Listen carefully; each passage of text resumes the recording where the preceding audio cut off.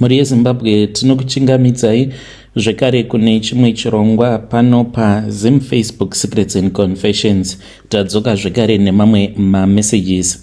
Rekedzai tibva tapinda mumamessages edu atadzoka takakubatirai zvakangooma hazvo veduwe. Hanzi mukoma makadii zvenyu, ndinokumbirawo kuti munge muchindiposterawo nyaya yanguwo makaviga chitupa changu.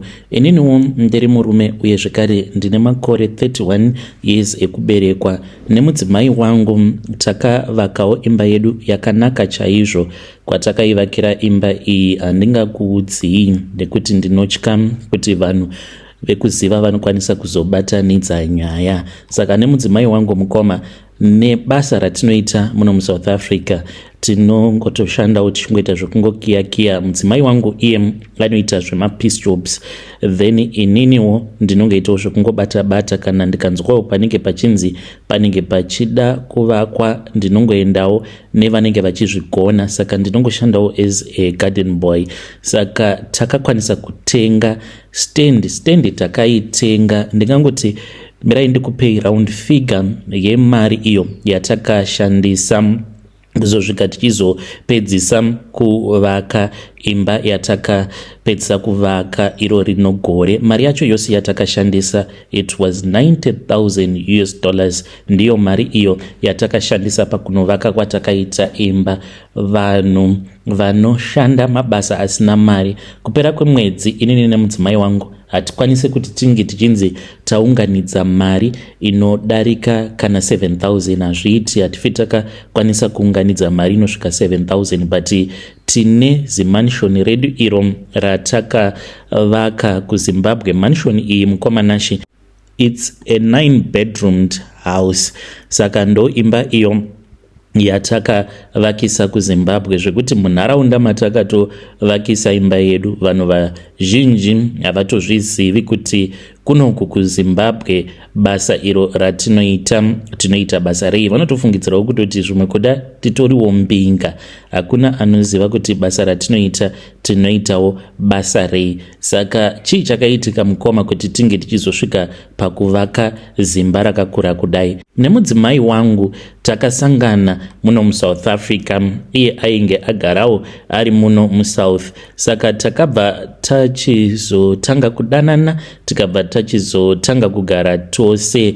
Zvino mukoma muvillage matainge tichigara makabva machizouya vanhu vakaita xenophobia yainge iri yemuvillage, nekuti kwainge kuine vanhu vainge vachiba maZimbabweans. Saka takabva tachizodzingwa. Mushure mekunge tadzingwa mukoma, ndo patakabva tachizotanga kugara somewhere else. Ndo patakatanga manje kufunga nezvazvo kuti asi nekuoma kwakaita upenyu uhu huchasvika kupi. Ndo patakabva tachizosarudza kuti tinge tichizoenda kun'anga. Taenda kun'anga mukoma, takabva tachizopiwa mushonga, tikanzi kana muchida ndinokwanisa kukupai mishonga. Sekuru ivavo zvavanoita, vanokupa mushonga wekuti unotongoshanda ipapo zvobva zvatoexpire. Saka vakatibvunza kuti muri kudei. Mudzimai wangu ndiye akabva achizokasika kudavira, iniwo ndichiri kufunga akati sekuru isusu tikuda stand.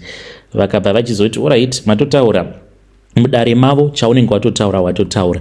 Vakabva vachizoti zvino kana ndikangokupai stand munozoiwana kupe mari yekuti munge muchizovaka. Saka vakabva vachizoti saka zvinoreva kuti muri kuda stand, mari yekuti munge muchitenga stand, muri kuda mari yekuti kana mazowana stand munge muchizokwanisa kuunganidza mari yekuti munge muchizotanga kuvaka. Iyi inenge iri building material kusvika imba yacho ichizonopera. Saka muri kuzoda futi mari yekuti munge muchizokwanisa kubhadhara vashandi avo vachavaka imba yenyu kusvika ichizonopera. Saka zvinoreva kuti ndo zvinhu zvitatu izvi zvamuri kuda. Muri kuda stand uye zvekare muri kuda building material nevashandi. Vakabva vachizoti vainge vachazoisa kaextra kekuti ndige ndichizokwanisa kuroora mudzimai wangu nekuzochata nemudzimai. Saka takabva tachizobvuma, takabva tachizopiwa kamudzi kainge kari kadiki. Kamudzi aka ndakakanzi ndini ndaifanira kuti ndige ndichizokachengeta kamudzi ikako. Makuseni oga ndaipota ndichikadira mvura. Then ndokubva tachizonzi taifanira kuti tinge tichienda tobva tanokasiya kumusha kwedu isusu. Saka takazoenda kumusha inini nemudzimai wangu. Tasvika kumusha ndakabva ndachizofonerwa nenyanga yainge ichitibatsira, vakabva vachizotiudza kuti ndaifanira kuti ndige ndichizoenda ndonokasiya pamba kachitanda ikako, pamba hama yangu yandainge ndichida, uya waunenge uchinzwa kuti uyu ndiye ari mumwoyo. Then kana ndakasiya pamba pehama yandinoda, mangwana acho makuseni ndoenda ndonokatora, ndoenda zvekare pamba peimwe hama wandinenge ndichinzwa kuti uyu ndiye second ari mumwoyo mangu. Then zuva rinotevera ndobva ndachizoenda zvekare pane pamwe pamba pandinenge ndichinzwa kuti uyu ndiye ari pamwoyo pangu wenumber 3. Saka ndakazoita izvozvo mukomanachi ndokubva tachizodzoka kuno kuSouth Africa. Sezvisinei mudzimai wangu mukoma akabva achizodzokera kuZimbabwe. Mudzimai wangu adzokera kumba, mumhuri mavo mainge maita rufu, saka akabva achizondifonera. Ndikati ko chii? Akabva achizondiudza kuti ainge anhonga bhaketi. Ndikati wanhonga bhaketi? Akanditi hongu, ndanhonga bhaketi. Mubhaketi umu ndaona kuti mune mari. Akandiudza mari yaainge anhonga. Ndikabva ndamubvunza kuti ainge audza kana anyone here. Akati kwete. Akati mushure mekunge anhonga bhaketi iroro akabva achizoona sekuru vaya vekutibatsira vakamuudza kuti ange achitsvaka pekuti iwandisa mari iyoyo, ende hakuna umwe munhu ainge achazoiwana mari iyoyo. Ndikati it's okay. Saka ndozvakaitika ipapo mukomanachi ndakabva ndachizodzokera kuZimu.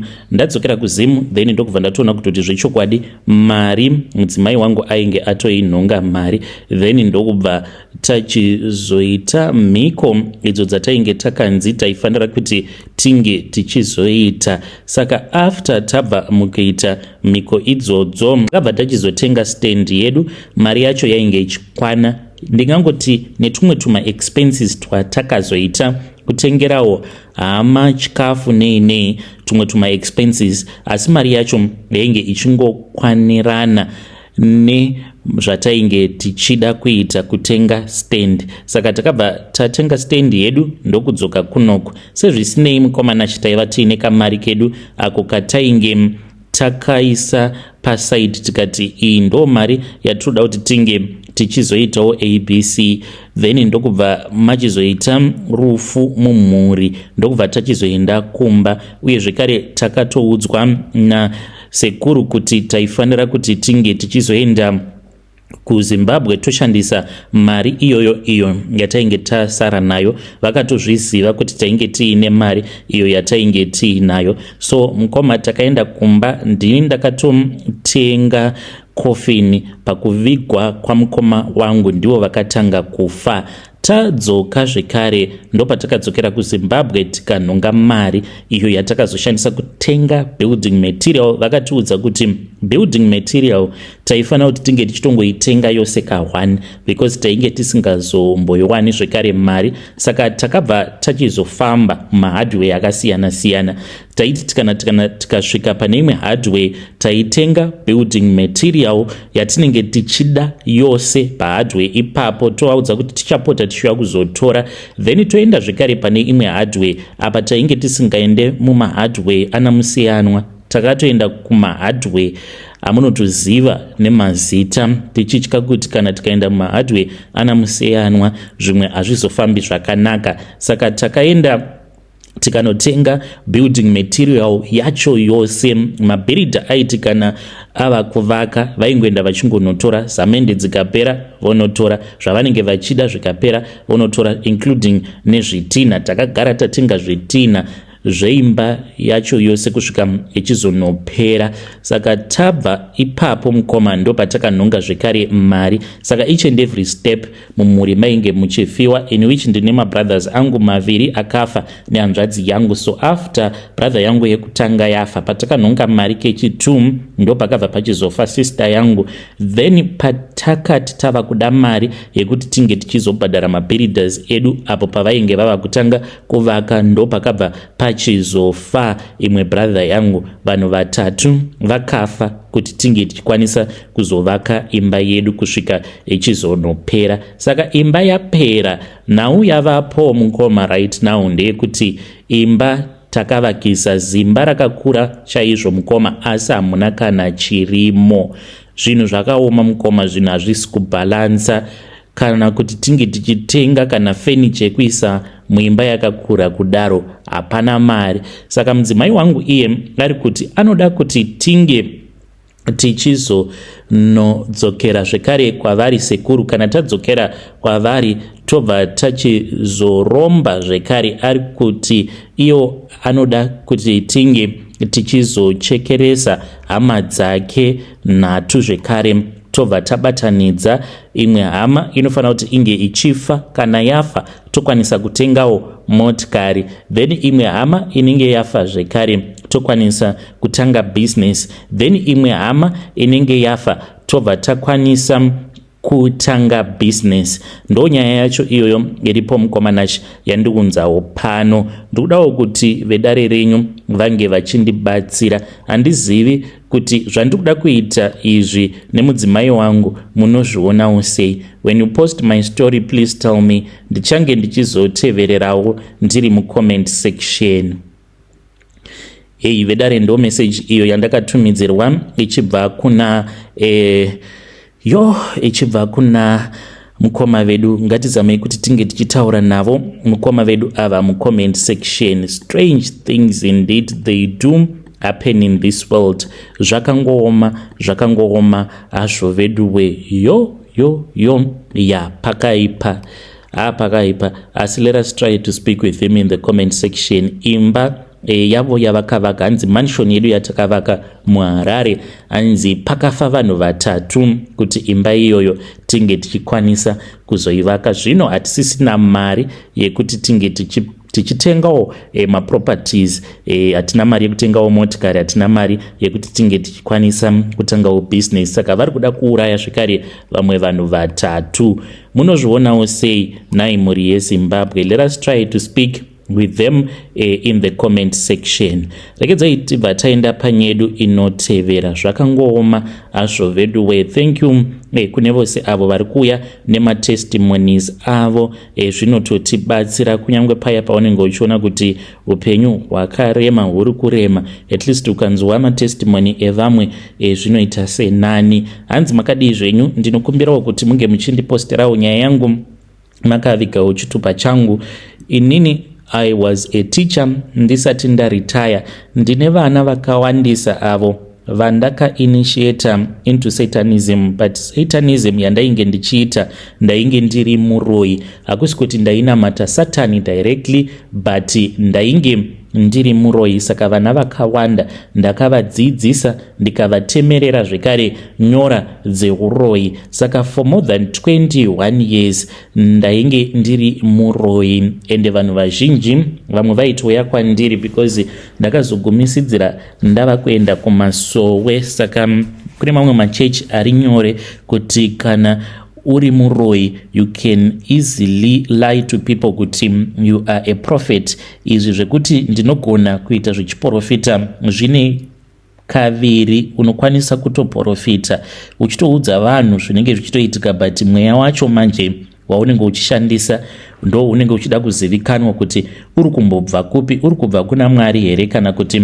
uri kubva kuna Satani. Saka nekuda kwekuti vanhu vari kusangana nematambudziko akawandisa munyika, zvinotinetsei kuti munhu iye ange achizoti ndisati ndabatsirwa nemubatsiri uyu ndoda kutanga ndaziva kuti mweya uyo waanobatsira nawo mweya wacho unombobva kupi. Saka vazhinji vanongoti kana akasvika pamuprofita akaudzwa chiprofita chaanoona kuti ichi chiprofita chechokwadi, anobva atoti mweya waMwari, asina kunyatsokunzvera kuti mweya waMwari here kana kuti kwete. Saka ndainge ndatova nesowe rangu iro randainge ndatova naro ndisati ndazotendeuka. Iko zvinozvo ndakazotendeuka manje. Saka ndine zvimwe izvo zvandiri kuda kukubatsirai mose munoteerera chirongwa chinochi kuti munge muchizoziva nekunzwisisa, especially kune avo vanenge vachisangana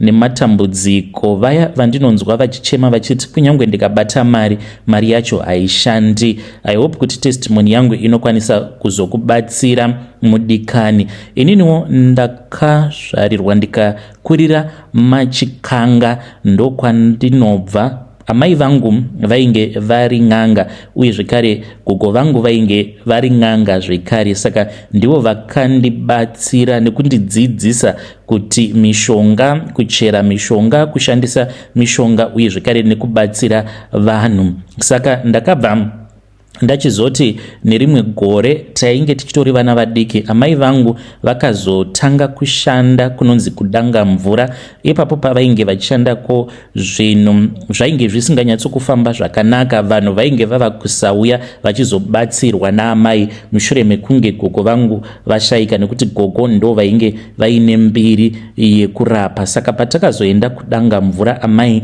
vava kushandako, ndipo apo pandakatanga kungowirirana nevamwe vakadzi vaigarawo munharaunda imomo mudanga mvura matainge tichigara. Saka vakadzi ava mukoma vainge vari vanhu vainge vachiroya, vainge vatori nekaklabhu kavo. Saka usiku vaipota vachiuya vachizonditora. Dzakatanga dziri hope, ndaitorota ndichitoenda ndichitofamba navo vakadzi ivavo kudzamara zvava kuzotoitika in real life mushure mekunge vabva mukunditemerera nyora dzacho idzodzo dzehuroyi. Saka by the time when I got married mukoma ndainge ndatova chitopota chen'anga uye zvekare ndiri muroyi zvekuti ndaitotyiwa nevamwe varoyi. Apa ndainge ndichibatsira vanhu ndakahwanda nechechi ndiri n'anga kudaro, asi ndaizviidza muprofita ende ndaitozivikanwa nevanhu vakawanda semubatsiri. Asi pachikoro pandainge ndichidzidzisa paiwanzokuitika matambudziko kaita sekuti vana vaikwanisa kungotanga kungochema, because ivo vana pachezvavo vakaita kunge magnet, vanoattracta ma-negative energies nemapositive energies. Saka paya pamunoona vana vachinze vari kuchema, vana vari kuita sekunge vari kubudirwa muzvikoro, kazhinji vana ivavo vanenge vakazvarwa vaine zvipo like ma-spiritual gifts. Saka vana ivavo they are quick to react and to attract ma-spirits. Saka zvaiwanzokuitika pose apo paiitika chiitiko chakadaro pachikoro, tinenge takabva mukuuraya umwe munhu. Kune vamwe vanhu naturally vakatongonzi haatongourawi zvekudaro, ende kana akafa anotongoenda straight kuna Mwari achinochema obva apiwa mvumiro yekuti ange achidzoka. Yes, it is possible. Paya pamunotoona munhu achibudirwa hakusi kungonzi idhimoni, umwe unenge utori mweya wemunhu unenge wanzi ngaudzoke unge uchitaura zvaunotaura. Saka vana ivavo vanenge vakazvarwa vaine zvipo, ma-spiritual gifts, ndivo vanobva vachizotanga kureacta, ndo vanotanga kureacta vana ivavo pane zvose zvinenge zvichiitika. Kana kuri kunzi panenge paine spiritual warfare inenge ichiitika pachikoro, ipapo tinozongotumidzira mhepo dzacho muvana. Saka mhepo inokwanisa kungonogara pamunhu anenge agara aine chipo nechekare.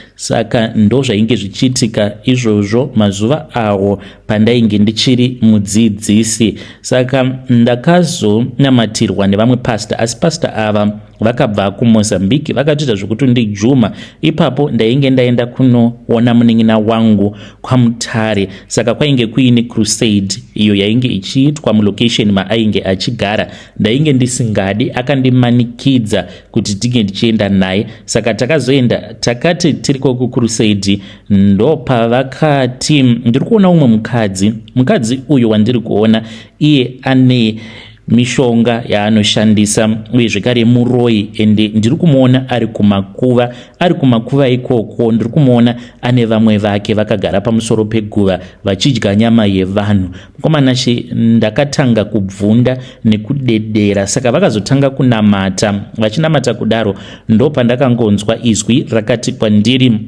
kumbira ruregerero kuna Mwari. Ndikatanga kuchema ndichikumbira ruregerero. Saka pavakazoti vose vanoda kupa upenyu hwavo kuna Ishe Jesu ngavauye kumberi, ndakaendawo kumberi mukoma, ndokubva ndachizonamatirwa ndikadona.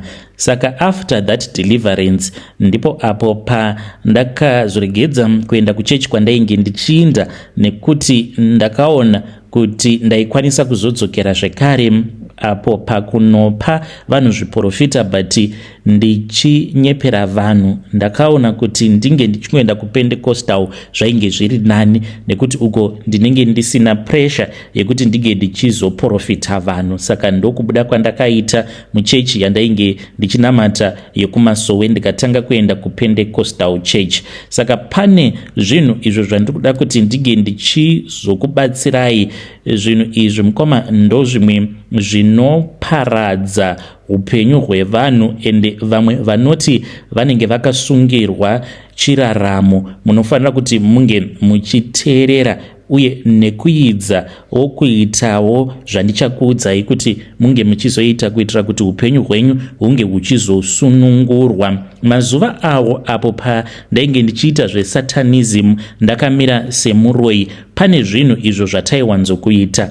Taiti kana kuri kunzi munhu akauya kwandiri achindiudza kuti anenge aine munhu uyo waanenge achida kukanganisira upenyu hwake, pane zvandaiwanzokumuudza kuti ange achiita. Saka pose paunopiwa chipo, ziva kuti chipo ichocho chinenge chakanaka kana kuti chinenge chakashata. Saka it's either ndaikwanisa kuudza munhu kuti ange achitengera, ingava iri hama kana muvengi wake, ingava iri hembe or anything, to give that person as a gift. Zviya zvekunzi mari inofanira kuti inge ichidarika nemumaoko ake physically, okupa mari physically, kunyepa kuya kunyangwe pafoni chaipo. Taiti kana tikanyatsokugadzira chaizvo, kunyangwe neeco cash, munhu aikwanisa kutopiwa mari inenge yakatogadzirwa nechekare. Saka kana kuri kunzi unenge wakapiwa chipfeko chekuti unenge uinacho mumba mako, ziva kuti upenyu hwako haumbofi hwakanaka, nekuti chipfeko ichocho kana wava nacho, kana kuti mari iyoyo kana yapinda muwaleti mako, kubuda kwaichaita uchizoishandisa, ziva kutoti pava kutoitwa transfer of ownership.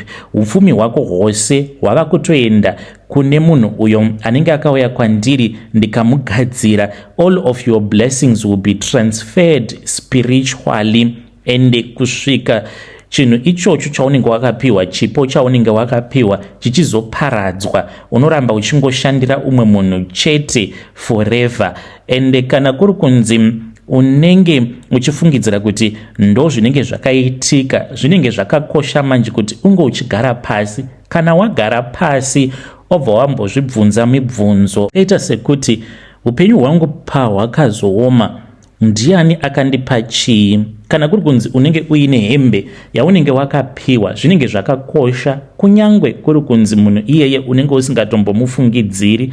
Chipo chaunenge wakapedzisira kupiwa, upenyu hwako hukabva wachizosunga, wabva wachizotora chipo ichocho, kana kuri kunzi chinenge chichirimo mumba mako, wabva waparadza chipo ichocho. Zvakafanana nemunhu anongonzi angopiwa motikari, haungopiwi motikari pasina vamwe munenge muchitoita transfer yemablessings edzinza renyu kwemagenerations anotevera, nekuti panopiwa munhu chipo zvakawanda zvimwe zvinozoitwa murima. Saka naizvozvo kana uine chaunenge uchifungidzira kuti une chawakapiwa, upenyu hwako hukabva wachizooma, chipo ichocho chinofanira kuti chinge chichizoparadzwa.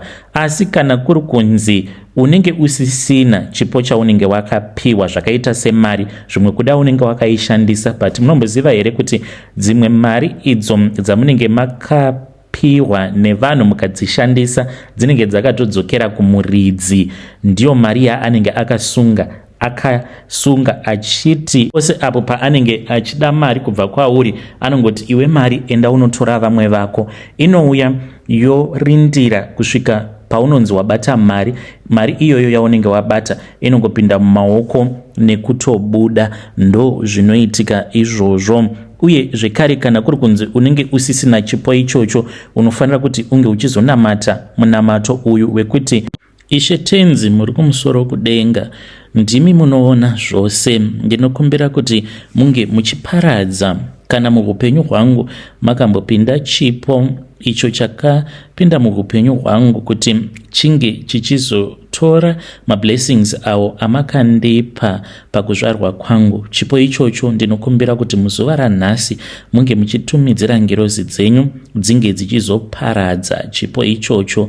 Kana paine anenge akandipa mari iyo yakagadzirwa, mari iyoyo kwairi ikoko kwayakachengetwa ngainge ichizoparadzwa. Kana kuine uyo akatora mari kubva kwandiri akasunga mari iyoyo kuti upenyu hwangu husazofamba, mari iyoyo kwairi ngaidzoswe kwandiri, ngaichenurwe inge ichizodzoswa kwandiri. Uye zvekare expose each and every darkness by your fire.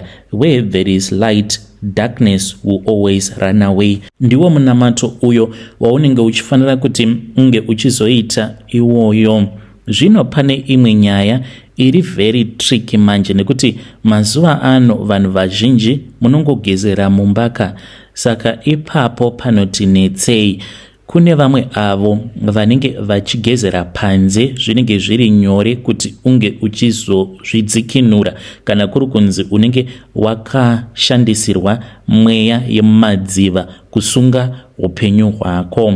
Saka kana uchigezera mumba, vazhinji taivasunga paya paunenge uchigeza uchizvidira mvura kumusana kwako uri mumba. Izvi zvinoita kuti mweya yemumadziva kana kuti amunoti mamarine spirits ange achizoramba ari mumba mako, nekuti paunenge uchigeza uchizvikupira mvura kumusana kwako, zvinoreva kuti uko kwaunenge uchikupira kana uchikupira mumba mako, zvinoreva kuti mweya yemumadziva inongoramba iri mumba mako. Asi kana kuri kunzi unenge uri munhu anenge achigezera panze, usati kana uchigeza ogeza wakafuratira imba kumba kwako, nekuti paya paunenge uchigeza uri panze wakafuratira mumba maunogara, kana ukatanga kuzvikupira mvura iyoyo kumusana, isu tinenge takaita mhiko dzekuti tinge tichizotumidzira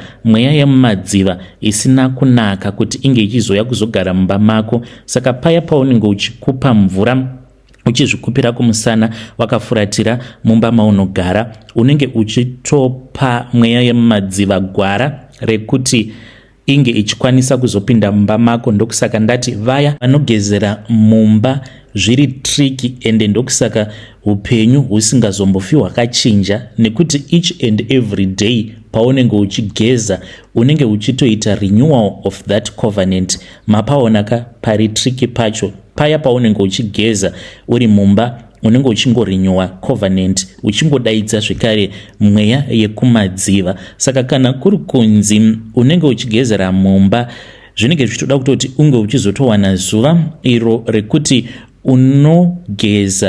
unogeza wakafuratira kugedhi repamba usina kufuratira kumba kwaunogara, then wobva wachizogeza uchiita zvandataura zvekuti unenge uchikupa mvura yako uchikupira kumusana wakafuratira kugedhi. Uye zvekare musageza pakati peusiku kana kuma 3 am, usati kana dzava 12 am woti wava kupinda mushawa wava kugeza, nekuti izvi zvinokukokera mweya yekumadziva, nekuti midnight hour ndiyo yatainge tichiti marine kingdoms hour. Saka usageza pakati pawo usiku kana kuma 3 am, nekuti unozvikokera dzimwe mhepo dzekuti kunyangwe usina munhu anenge akakuitira mhiko, iyo mweya yemumadziva pachezvayo inotongouya, nekuti unenge waidaidza. Apo pakakosha mukoma kune avo vanenge vasinganzwisisi kuti upenyu hwakasungwa papi.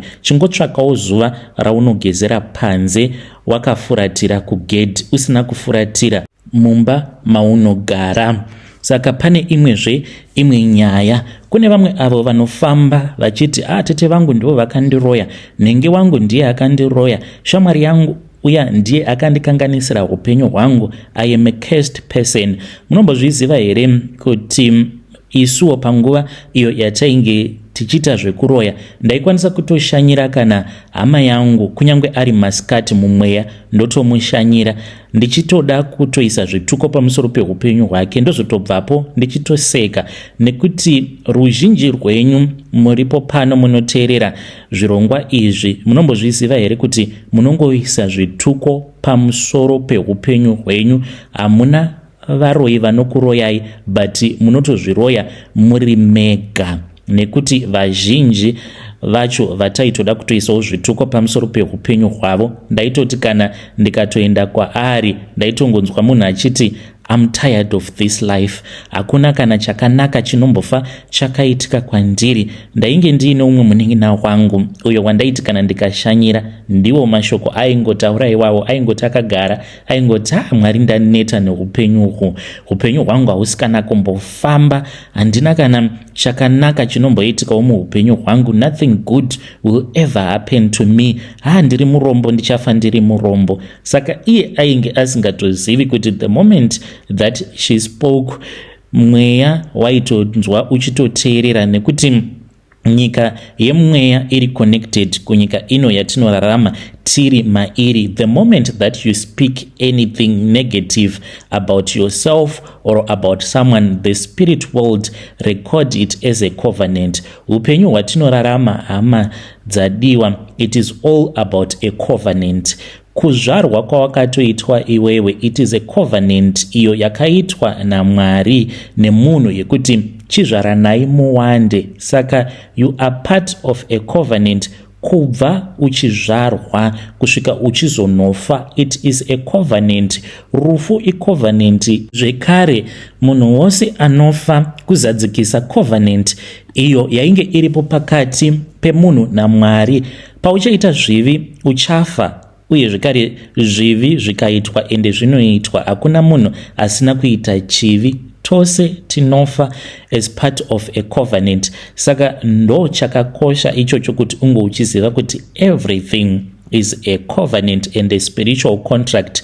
Saka ipapo paunenge uchiti inini upenyu hwangu haufambi, inini upenyu hwangu hwakadhakwa, kunyange ndikabata mari mari yacho haishandi, haifi yakashanda, nekuti you are busy cursing yourself. Saka taitokurudzirawo, taizoitawo tichitumidzira mhepo dzisina kunaka. Mhepo idzi ndo dzinokonzeresa vanhu kuti vange vachiita depression. Kana uine depression hauna chakanaka chaunomboonawo kuti asi ndiri kurarama 1, ndiri kufema. Izvezvi kuno umwe mupfumi atori paoxygen, izvezvi ari kutorarama ari paoxygen, asi inini ndiri mutano, ndiri kurarama. Upenyu hunokwanisa kungochinja any day. Saka taizotumidzirawo mweya kana kuti madhimoni avo anokonzeresa depression zvekuti usambofa wakaona kuti upenyu huchazochinja mune ramangwana.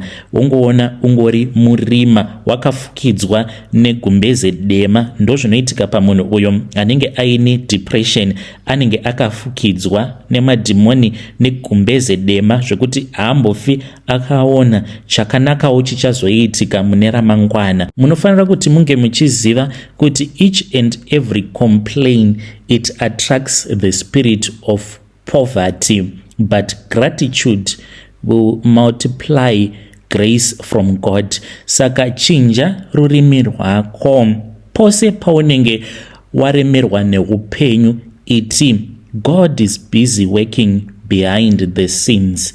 Kunyange zvinhu zvakaoma, kunyange zvichinzi mumba hamuna zvokudya, chingoti God is busy working behind the scenes, wobva watonyarara. Vanhu vechivanhu izvi vanozviziva. Hautendedzwe kuti unge uchienda kunokanda bute pasi uchiyeredza misodzi. Izvi vanozviziva. Vanokwanisa pupurira ipapo kuti kana uchipira kumidzimu unopira wakafara. Saka zvichinzi kana ukaenda kun'anga haufaniri kuti unge uchichema kana uri mumatare. Kungoti ruzivo rwakadai maKristu vanenge vasina ruzivo rwacho, kuti paya paunongoyeredza misodzi pasina unenge uchitozviisira zvituko pamusoro peupenyu hwako. Poita hope dzakakosha. Vanhu vazhinji havatozvizivi, asi sevaroyi zvinhu zvataitoziva kutoti hope dzakakosha. Munhu wose ari kurarama pari nhasi, zvisinei nekuti unobhilivha muchitendero chipi, tose takafanana neimba. Saka paya paunenge warara, Mwari vakatisika kuti paya patinenge takarara vange vachipota vachitaura nesu. Paya paunenge wakarara, madhoo eimba yako anenge akavhurika kuitira kuti tinge tichinzwa kuzevezera kwaMwari. Saka madhoo kana akavhurika sekudaro, isuwo sevaroyi taizoitawo mhiko dzekuti tinge tichikwanisa kuzopinda muzviroto zvako. Saka vanhu vazhinji havatozvizivi kuti kunyange ukarota hope chero dzaunenge warota dzaunenge uchiti hadzina basa, dzinenge dzatokosha, nekuti kumwe kunenge kuri kuzevezera kwaMwari. Haufaniri kuti unge uchifara, haufaniri kuti unge uchinyozera pakunamata kana uri munhu anonamata, kana pane zvaunenge uchiita uchibhilivha mune zvaunoita. Kana ukarota uchidya, vhunduka. Kana ukarota uchigeza, vhunduka. Kana ukarota uchirara nemunhu, vhunduka. Kana ukarota uchivaka imba yakaparara zvekare, vhunduka, nekuti vanenge vari varoyi vanenge vachivaka pamusoro peimba, vachivaka pamusoro pako iwewe kuti vange vachizoita zvavanenge vachinzwa kuda neupenyu hwako. Saka makuseni kana wamuka, usangoti dzanga dzingoriwo hope dzechando. Ziva kuti kuhope ndiko kunokwanisa kuitwa marenewal emacovenant, mamwe maspiritual covenant awo anenge akaitwa nemadzibaba ako nemadzisekuru. Paunomuka, zvakakosha kuti unge uchiita munamato wekuti Lord, cancel each and every dream of delay, rejection and failure muzita raIshe Jesu Kristu, amen. Makuseni paunomuka. Uye zvekare vazhinji vedu tichiri takabatirira pane dzimwe nhaka. Tine dzimwe nhaka dzatakabatirira dzakaita sehari dzatinenge takapiwa, zvimwe zvinhu zvidiki zvatinenge takangopiwa zvinenge zviri zvinhu zvainge zvimbori zvehama dzedu, dzimwe dzakasofa kudhara, zvimwe zvacho tinenge takazvigamuchira tichiri vana vadiki, usingachatozivi kutoti ndine hari yandakapiwa ndichiri mwana mudiki nagogo vangu. Saka zvinhu izvi zvatinenge takapiwa tinenge tisingatozivi kuti you have inherited some idols. Saka zvinhu zvakadaro zvinokontrola your destiny, nekuti that idol kare zvimwe kuda it was an idol, a spirit that protected the family. Zvimwe zvacho zvinounza mari, laki, zvimwe zvacho hazvina zvazvinounza, nekuti makare zvimwe kuda zvaishandira madzisekuru edu kuti zvinge zvichichengetedza zvipfuwo, huku chaidzo pamba. Vamwe vaitova nehari dzavo dzaichengetedza huku nekuti dzinge dzichikandira mazai akawanda. Hari iyoyo panonzi pafa gogo, obva wachizonzi iyi ihari yako muzukuru, yainge imbori yagogo vako. Izvo yaiva hari inongochengetedza huku kuti dzinge dzichikandira mazai dzisazorumwa nenyoka. Wopiwa hari yakadaro, it will never bring peace in your life, nekuti vazhinji venyu zvimwe kuda unenge wava kurarama uri kumhiri kwemakungwa nekupfuwa huku, hapana pekutoti unge uchidzipfuwira huku dzacho. Saka chimwari chako chaunenge wakapiwa uchiri mwana mudiki, icho chinenge chichida kuti unge uchiita izvozvo zvekuti unge uchipfuwa huku dzichikandira mazai, chichichengetedza huku dziya nemazai. Apa iwo uri kurarama uri kuBritain, uri kuCanada, uri kuAmerica, zvotanga kukushayisa peace, marelationships ako achingoparara, haufi wakawana freedom. Saka unofanira kuti unge uchizoita munamato, nekuti pamberi paMwari covenant inenge iripo yekuti unenge uine chikwereti nedhimoni. Uine chikwereti nedhimoni kudaro wawanawo murume anenge achida kukuroora, dhimoni riya rinosimuka robva rati aikaka haungaroorwizve nekuti une chikwereti changu. Unobva watoshaya simba rekuti unge uchikwanisa kuroorwa nemunhu iyeye. Izvi zvinoitika mumweya, kushayiswa simba kwaunozoita zvinoitika mumweya, hauna kana chaunoziva. Munhu iyeye anongotanga kungokusema kuti unge uchiita mwana, haungamuiti mwana nekuda kwekuti unenge uine chikwereti nedhimoni. Saka unofanira kuti unge uchinamata munamato wekudeclare uchiti, I reject each and every covenant that was made by my forefathers. From today I belong to Jesus Christ alone. Vazhinji venyu sevarume munenge muine laki rekuti kana mukapinda mumasango munobata mabasa, asi chamunozoita nemari yacho hapana. Inongodarikawo vamwe vachiita zvavanoita, asi kwauri ichingopinda nekudarika. Dzinenge dziri nyaya dzekuti madzitateguru enyu vainge vari vavhimi. Saka vavhimi vazhinji vaishandisa zvikwambo zvaishandiswa pachinyakare kuti zvinge zvichinetesa mhuka, kuti ivo vange vachikwanisa kubata mhuka kunyange nemaoko. Varipo vane madzitateguru kana madzisekuru aitonzi vaibata mhuka nemaoko. Hakusi kunzi vaingobata mhuka nemaoko, asi vaitobata nezvikwambo. Ndokusaka zvainge zvakagadzirirwa vavhimi kuti pavanenge vachivhima vange vachishandisa zvikwambo zvavo. Saka ndipo paya pekuti mabasa unomawana, ende unomawana nekuda kwekuti zvikwambo zviya sezvo zvinenge zviine covenant yekuti zvirambe zvichingorarama zviri muno munyika yevapenyu. Saka zvinongoramba zvichingoteverera dzinza.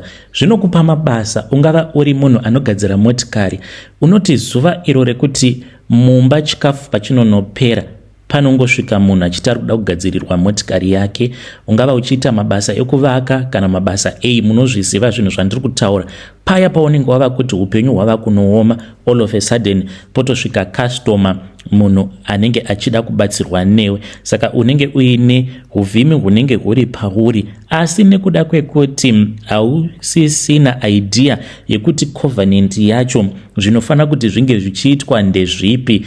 Kana wabata mari zvinobva zvabvuta mari iya, hauna chaunokwanisa kuita nayo because hauchatevedzeri covenant. Ende kana usingachatevedzeri covenant hauchakwanisi kuti unge uchidya mhuka yaunenge wavhima ukabata ukauraya wakadekara sezvaiita madzisekuru ako, nekuti ivo vaiziva kuti kana vauraya mhuka vanoita sei. Vaiva nezvavainge vachipa kuzvikwambo zvavo. Zvino iwe hauna chaunoziva. Saka unenge uchifana kuti unge uchiparadza macovenant iwawo, to reject each and every covenant that was made by your forefathers from today, and you say I now belong to Jesus Christ alone. Vazhinji venyu ndimi munoti kutengesa ndinotengesa. Kuno umwe munhu wekuti kunyangwe akatora mavhu chaiwo akati ndiri kutengesa mavhu, tose tiri panapa tinokwanisa kuita line tigotanga kumatenga mavhu iwawo tisingazivi kuti tiri kumatengerei. Asi munhu iyeye kana kuri kunzi atitengesera mavhu, chekuti ange achiita nemari iyoyo hapana, nekuda kwekuti anenge asingachakwanisi kuti ange achizadzikisa covenant. Nekuti zvinhu zviya zvemudzinza kunyange uchinamata, as long as uri ropa remadzitateguru ako, kunyange ukanamata zvinoramba zvichingokuteverera chete. But izvo zvinenge zvava kuti takuunzira makastoma kachititenda, kuti unge uchikwanisa kuzvitenda haukwanisi nekuti hauna ruzivo rwekuti vainge vachizvitenda sei. Saka zvinobva zvangobvuta. Kana iri pay chaiyo zvinongoti ndisu takakupa basa iri, dai tanga tisiri isusu ungadai usina kuriwana basa iri. Saka isusu tiri kuda zvedu zvatakakupa mwedzi uchipera. Ndizvozvo zvinenge zvakangofanana, whether mwedzi wapera, whether uri pakati, whether hauna kupera, iwe unenge ungori munhu wekungodemba usina kana sendi raunenge umbori naro. Kudemba kwaunenge uchiita kunenge kuchigadzira zvekare mamwe macovenant nekusingaperi. Saka ndo testimony yangu iyo yandauya nayo. Ndangoti ndinge ndichingokubatsirai zvimwe kuda. Pane vamwe vanokwanisa kubatsirikana netestimony. Kune vaya vanoti ndanamata ndatsanya but hapana kana chiri kumbochinja. Hongu unokwanisa kunamata ugotsanya but foundation yeimba yako haina kusimba. Mumba mako mune maauta emadhimoni. Kunyange ukatsanya zvekuziya nenzara, mumba mako muine maauta emadhimoni. Mumba mako makasviba. Mwari kana vakatarisa mumba mako makasviba kudaro nemaautars, vanongotarira kurutivi. Minamato yako haizodzoki iine mhinduro yakanaka. I hope kuti muchabatsirikana. Hey, vedare ndo message iyo yandakatumidzirwa ichibva kuna vanzvadzi vedu. Zvakangooma hazvo vedu we. What a revelation. Ngatitaurei nezvayo nyaya iyi mucomment section. Hanzi vazhinji vedu we are just cursing ourselves. Paya paunenge uchiti ndiri kuroyewa but you are busy cursing yourself. Hanzi kunyangwe mumba musina kunyangwe chikafu, hanzi usati nekuda kwekuti upenyu hwakaoma, start to say negative things about your life. Hanzi you have to say God is busy working behind the scenes. Hanzi everything in this world is about covenants. Just imagine izvezvi kuno umwe munhu ari kuchema, ari kumhiri kwemakungwa, ari kuti marelationships angu ndikasangana nemurume zvinobva zvatongodhakwa. Izvo unenge uine kana hari yawakapiwa, hanzi hari yagogo vako, pamwe wakaipiwa uchiri mwana mudiki, mushure mekunge gogo vafa paya panogoverwa nhaka. Izvo hari iyoyo it was just an idol, chinhu chavaishandisa kuti vange vachichengetedza huku dzavo nemazai. Apa iwewe uri kumhiri kwemakungwa, chiidol ichocho chinenge chichitoti unofanira kuti unge uchiita zvekupfuwa huku, ndinge ndichikwanisa kuchengetedza huku idzodzo nemazai. Saka kana ukazowana munhu anenge achikuda, chinongomira pamberi paMwari chikwambo ichocho choti aiwaka munhu uyu ane chikwereti changu, haasi kuita zvatakatenderana kuti anofanira kuti ange achiita. Akomanaka zvakangooma hazvo vedu we. Kana uine testimony, kana kuri kunzi une testimony yako, please do not hesitate to come to my inbox and share with me your own side of the story. Uye zvekare nyaya yemharidzo, kana kuine vanenge vachida kuzotipa mharidzo, you can tell me vedare kana zvichiita, then ndozogadzira link reZoom so that tinokwanisa kuzopota tichionawo mharidzo nekudziteerera kune avo vanenge vachida kutiparidzira vachitipawo masermon. So tell me what you think in the comment section.